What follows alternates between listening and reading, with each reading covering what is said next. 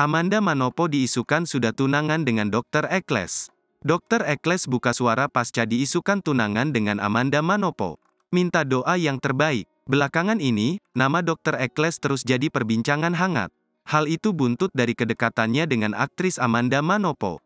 Kedekatan mereka mencuat sejak Dr. Eccles membagikan foto bersama Amanda Manopo di akun Instagram pribadinya.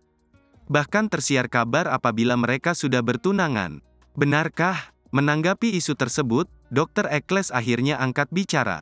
Sambil tertawa, dokter yang juga pebisnis itu menepis kabar tersebut.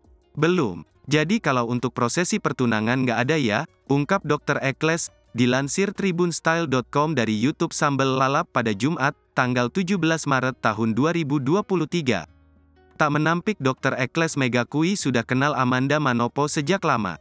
Namun kedekatan mereka sebagai teman tak terendus publik.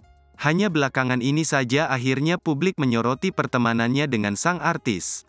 Saya dan Amanda kan udah kenal cukup lama, tapi mungkin tidak terekspos. Baru-baru ini aja diekspos dan dinotis, bebernya. Saat disinggung status hubungan dengan Amanda Manopo, Dr. Eccles